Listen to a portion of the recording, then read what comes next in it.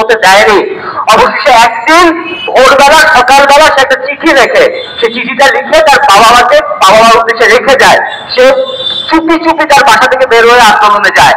সেই বাচ্চা ছেড়ে আনাসের প্রতি দায়বোধের জায়গা থেকে সৈয়দ জামিল আহমেদ দায়িত্ব নিয়েছেন, এবং সেই দায়বোধের জায়গাটা এইটা যে বাংলাদেশের যে সামনের বিনির্মাণ আমরা করতে চাই, সেই নতুন বাংলাদেশটা হবে বহুত্ববাদের বাংলাদেশ। সে বহুত্ববাদের বাংলাদেশটা কি? সে বহুত্ববাদের বাংলাদেশ হচ্ছে এখানে মাজারের যারা ভক্ত রয়েছেন তাদের উপরে হামলা হবে না, এখানে সনাতন ধর্মাবলম্বী যারা রয়েছেন তাদের উপরে কেউ হামলা করবে না। ধর্মের কথা বলে যারা নানান ওরিয়েন্টেশনের মানুষ আছেন, আপনারা যদি গত 2-3 দিন একটু ফেসবুক ঘাটেন, দেখবেন যে মানুষের সেক্সুয়াল ওরিয়েন্টেশন নিয়ে অনেকে তুলোধুলো করছে বেশ কয়েকজনকে।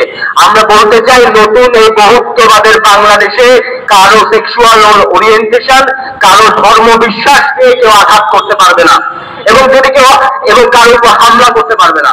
সুতরাং এই যে সহাবস্থানের বাংলাদেশ, এই যে বহুত্ববাদের বাংলাদেশ, সেই বহুত্ববাদের বাংলাদেশ নিশ্চিত করতে এই গণ অভ্যুত্থানটা হয়েছে।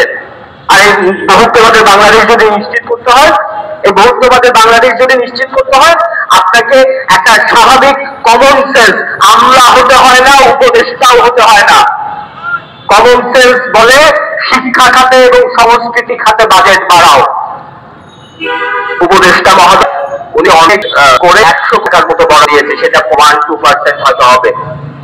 জামিল আহমেদের দাবি ছিল, শর্ত ছিল, আহ্বান ছিল মিনিমাম 0.5%। আপনারা উন্নত বিশ্বের দিকে তাকান, আপনারা এশিয়ার অন্যান্য দেশের দিকে তাকান, ইউরোপের দিকে তাকান, আপনারা খুব সহজে বুঝতে পারবেন সংস্কৃতি খাতে ঠিক কতটুকু বরাদ্দ দিলে একটা দেশ সভ্য হয়ে উঠতে পারে, সেটা আসলে সকলকে নিয়ে মিশে বাঁচতে পারে।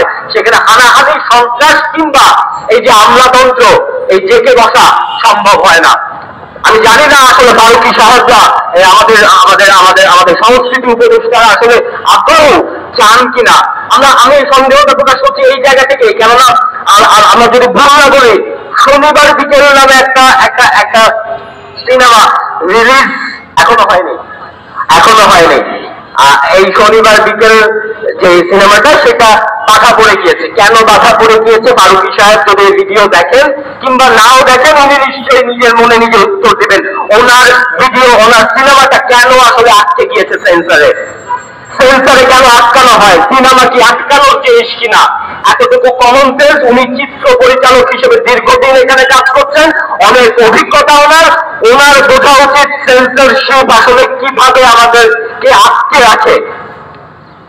একজন চিত্র পরিচালক হিসেবে নিশ্চিতভাবে এটাও ওনার বোঝা উচিত, একটা দেশের সংস্কৃতি খাতে 0.5% বরাদ্দ চাওয়া কোনো অন্যায্য চাওয়া নয়। জামিল আহমেদের এই যে প্রথম দফা, সেই দফা অত্যন্ত যৌক্তিক। আমরা সেই দফার পক্ষে এখানে এসে দাঁড়িয়েছি। ওনার দ্বিতীয় দফা কি ছিল?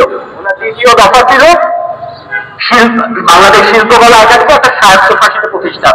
সুতরাং সেই স্বায়ত্তশাসিত প্রতিষ্ঠানের বিষয়টা কি, আমি যদি একটু ছোট্ট করে ইলাবোরেট করি, সেই স্বায়ত্তশাসিত প্রতিষ্ঠান হচ্ছে সরকারের অধীনে একটা সরকারের মন্ত্রণালয়ের অধীনে প্রতিষ্ঠান থাকবে। সেই প্রতিষ্ঠান নিজের সুবিধার জন্য, নিজের কাজের জন্য, প্রয়োজনের জন্য সে নিজে আইন তৈরি করবে, সেই আইন এক্সিকিউট করবে, তাই তো? সুতরাং শিল্পকলা একাডেমির এই যে স্বায়ত্তশাসন, আমরা যদি বইয়ের ভাষা বলি তাহলে বলবো সংবিধিবদ্ধ প্রতিষ্ঠান। সেই সংবিধিবদ্ধ প্রতিষ্ঠান হিসেবে শিল্পকলা একাডেমির উপরে কোনো ধরনের হস্তক্ষেপ মন্ত্রণালয় কিংবা সরকার করতে পারেন না। আমরা যদি ভুল না বলি, শিল্পকলা একটা পরিষদ আছে, সেই পরিষদের মেম্বার ফারুকী সাহেব নিজেও, কিন্তু আমরা জানি যে সেই পরিষদের সভাও নাকি অনেক দিন ধরে হয় না। সুতরাং আপনি একদিকে সভা করবেন না,